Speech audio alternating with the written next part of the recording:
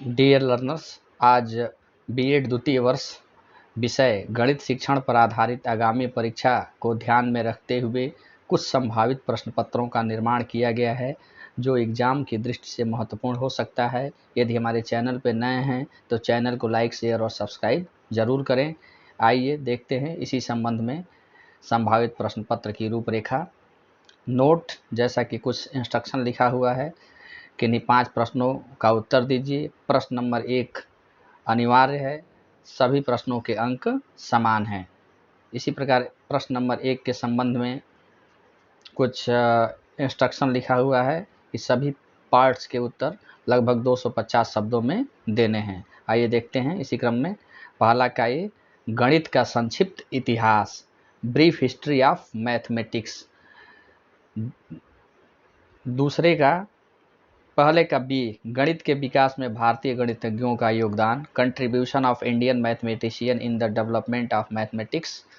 सी, गणित में मनोरंजक क्रियाकलापों का महत्व, importance of recreation activities in mathematics. D, प्रयोगशाला एवं प्रदर्शन विधि में अंतर, difference between laboratories and demonstration method. E, गणित शिक्षण में गृह कार्य की उपयोगिता, utility of homework in mathematics teaching. इसी क्रम में अगला प्रश्न है सेक्शन ए के अंतर्गत कुल 4 प्रश्न दिए गए हैं, जिसमें से किन्हीं 2 प्रश्नों का उत्तर लगभग 1000 शब्दों में देना है, जैसा कि इंस्ट्रक्शन में लिखा हुआ है। आइए देखते हैं इसी क्रम में दूसरा प्रश्न। गणित शिक्षण में पाठ्य योजना की आवश्यकता बताइए। माध्यमिक स्तर पर गणित के किसी प्रकरण का चयन कर एक पाठ्य योजना तैयार कीजिए। Need of lesson plan in mathematics teaching, prepare of lesson plan bye selecting any topic of mathematics eight secondary level. इसी क्रम में अगला प्रश्न है माध्यमिक विद्यालय स्तर पर गणित शिक्षण की विभिन्न प्रमुख विधियों का उल्लेख कीजिए। गणित शिक्षण में आगमन एवं निगमन विधियों को उपयुक्त उदाहरण द्वारा समझाइए तथा इनके सामंजस्य का औचित्य बताइए।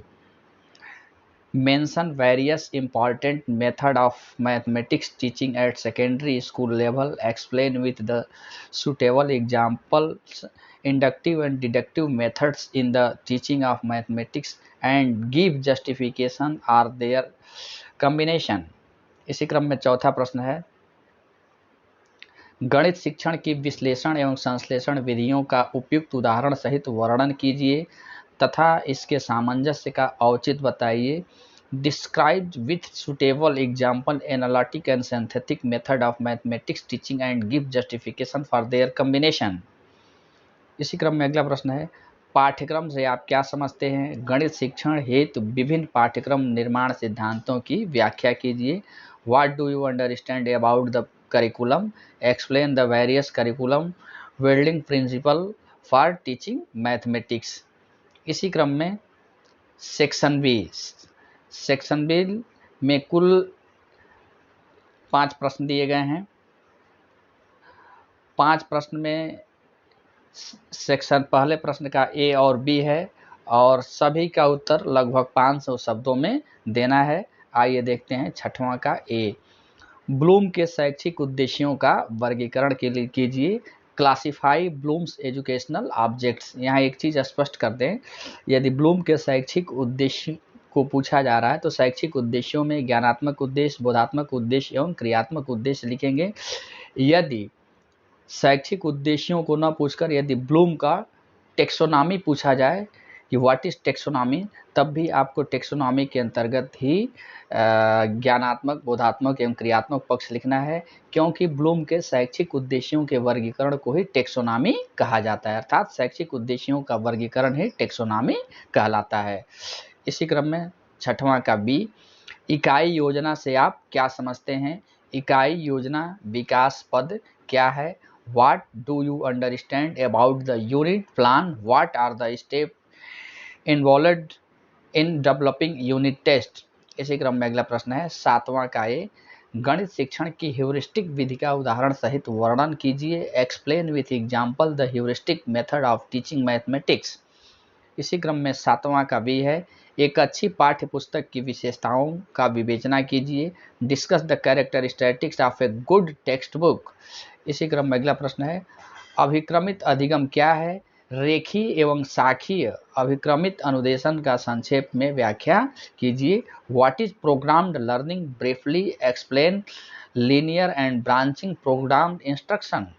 इसी क्रम में 8वां का बी, एक अच्छे गणित शिक्षक होने के लिए शिक्षक में कौन कौन सी विशेषता होनी चाहिए।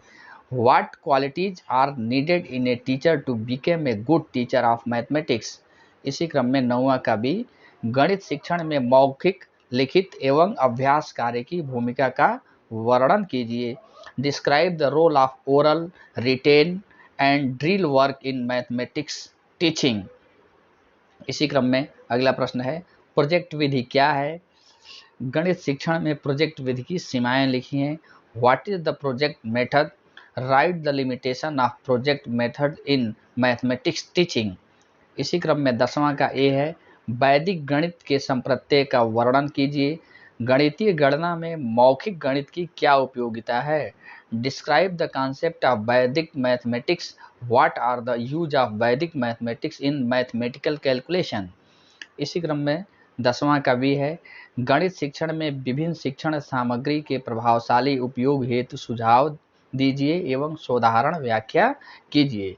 Give the suggestion for effective usage of different teaching aids in mathematics teaching and explain with example. शोध ज्ञान क्लासेस को सुनने के लिए आप सभी का बहुत धन्यवाद। चैनल को लाइक, शेयर एंड सब्सक्राइब जरूर करें ताकि परीक्षा से संबंधित हर एक अपडेट आपको प्राप्त होते रहें। धन्यवाद।